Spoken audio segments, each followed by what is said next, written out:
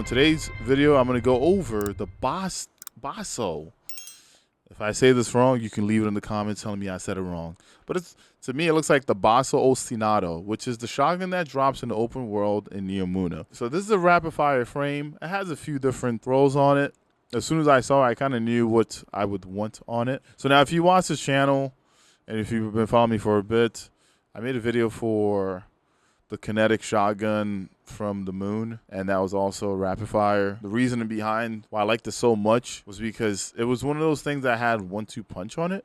I think this is the way I think about 1-2 punch weapons, right? The faster I can shoot it, the quicker I can melee, because my damage is coming from my melee, it's not coming from my weapon. The quicker I can get back to a 1-2 punch shot again, because it's a rapid fire frame. So if I shoot punch, shoot punch, shoot punch, the whole time I should have 1-2 punch up. Now the neat thing here is, most of the time when I get something that has 1-2 punch on it, I am always going to go for the full choke barrel because it has a tightened spread. So it's very compact, and that means that it's going to hit that one target, which allows me to get 1-2 punch rolling. In most instances, I'm always going to go for Grave Robber since it works well with 1-2 punch. If I'm going for the kill, if I'm hitting a target, more than likely, I want to be able to, kill it, right? And my damage is coming from my punching.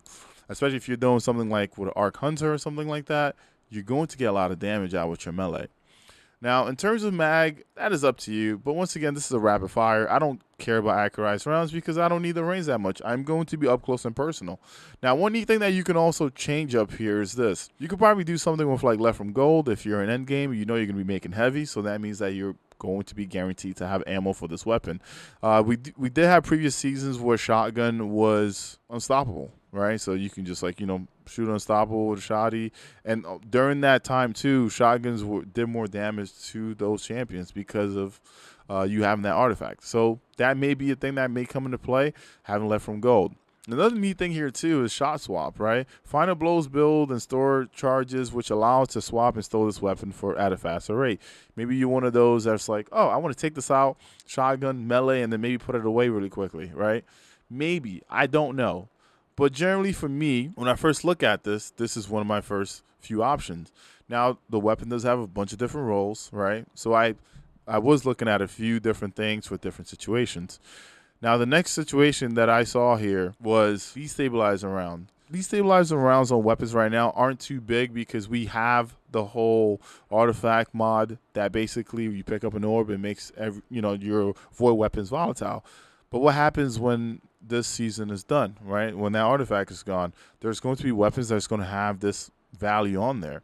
And this being a rapid fire shotgun is not a bad thing. What do I want to pair with this? So I looked at a few different things. I thought about left from gold, and I thought about envious because if I have, a bigger mag, I definitely can get a lot of shots going, and if things go volatile, I can definitely keep that going. The mag option is very kind of weird and timid to me because if you went with like tactical, it does help out with reload, but I feel like the base reload at 73 is not bad. If you get something like a pendant, maybe you can keep that because then your overall ammo does go up as well. So I did keep a left from gold one with destabilizing rounds.